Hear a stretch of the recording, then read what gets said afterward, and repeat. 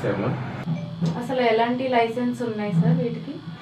ఇప్పుడు మా కంపెనీ తరఫు నుంచి ఎక్స్టర్నల్ అఫైర్స్ మినిస్టర్ లైసెన్స్ అనేది ఉంటుంది. అంటే ఎవరైనా విదేశాలకి వెళ్ళాలనుకునే వారు మా కంపెనీ తరఫు నుంచి మేము చెప్పే సజెషన్ ఏంటంటే, ముందు ఆ సంస్థ ప్రైవేట్ లిమిటెడా లేదంటే అది ఎక్స్టర్నల్ అఫైర్స్ మినిస్టర్ లైసెన్స్ హోల్డరా, Indian external affairs minister license హోల్డరా అనేది చూసుకోండి. ఫస్ట్ చూసుకున్న తర్వాత మాత్రమే మీ యొక్క అప్లికేషన్ ఫామ్ కానీ అభ్యర్థనని కానీ ఆ కంపెనీలో మీరు ఎన్రోల్ చేయించుకోండి. ఎప్పుడైతే మీరు కంపెనీ లైసెన్స్ హోల్డర్ ఉందన్నప్పుడు మాత్రం అది ఎన్రోల్ చేస్తే మీకు 99% జెన్యూనిటీ అనేది ఉంటుంది.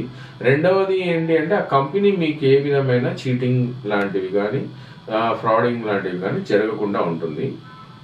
మేము already Indian external affairs minister license holders మాకు రీసెంట్గానే బాగా వర్క్ చేస్తున్నామని ఐఎస్ఓ కంపెనీ వాళ్ళు సర్టిఫికెట్ కూడా ఇచ్చారు. సో ఆల్ థింగ్స్ పరంగా కానీ మేము ఐటీ రిటర్న్స్ అవన్నీ లీగల్గా మేము అన్ని రకాలుగా సెక్యూర్ తీసుకుంటాము. ప్లస్ మా క్యాండిడేట్స్కి ఒకటి మేము ఎఫర్ట్ పెట్టేది ఏంటంటే, వచ్చే క్యాండిడేట్ని ఖచ్చితంగా మేము ప్లేస్ చేసే విధంగా ఆలోచించుకొని వాళ్ళకి ప్లేస్ చేస్తున్నామండి. ఇదే మా విజయ సీక్రెట్ అన్నట్టు.